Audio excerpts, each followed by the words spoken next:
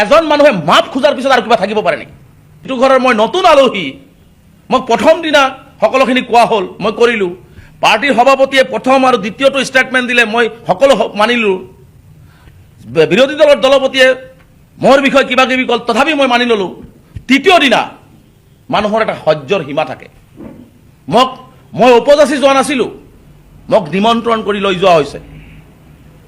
আৰু মই সেই নিমন্ত্ৰণ এইকাৰণে ৰক্ষা কৰিছোঁ যে মই ধৰ্ম নিৰপেক্ষ এটি দলত বিশ্বাস কৰোঁ, আৰু আমি ধৰ্ম নিৰপেক্ষভাৱে আমি অসমখন আগুৱাই লৈ যাব লাগিব। বিৰোধী দলৰ দলপতিয়ে তেওঁ পত্ৰ লিখিলে, কাৰণ আপোনালোকে জানে যে তেওঁ বিৰোধী দলৰ দলপতিৰ কোনো কাম নাই। তেওঁ এটাই কাম, তেওঁ বিধায়ক হোৱাৰ পিছৰ পৰা আপোনালোকে চাব, ইতিমধ্যে বোধহয় কংগ্ৰেছ দলত আৰু হাইকমাণ্ডক 10,000 মান পত্ৰই লিখিছে, তাত বেলেগ কাম নাই। তেওঁ খালি পত্ৰই লিখে, এটা পত্ৰ লিখা বিধায়ক। সেই পত্ৰ লিখি লিখি দলৰ মাজত বিভিন্ন ধৰণৰ বিভাজন সৃষ্টি কৰে।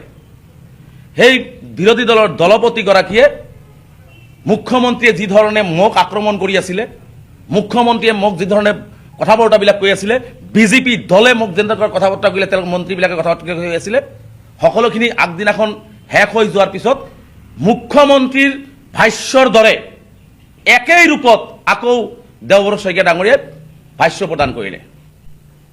আৰু তেতিয়া মই মোৰ বিবেকক মই প্ৰশ্ন কৰিলোঁ যে যিটো ঘৰত মই আলহী নতুন, যিটো ঘৰৰ অলপ কথা বতৰা লৈ সকলোখিনি বিতৰ্ক হ'ল আৰু সকলোখিনি মই মানি লৈ সকলোখিনি কৰিলোঁ, তাৰ পিছতো সেইটো ঘৰৰ সভাপতিৰ পিছতেই বিৰোধী দলৰ দলপতি তেখেতে প্ৰথম দিনাখন যি ক'ল দ্বিতীয় দিনাও তেওঁ আচলতে কাৰ চুটুলিপুৰ মতে তেওঁ মোক আক্ৰমণ কৰিলে।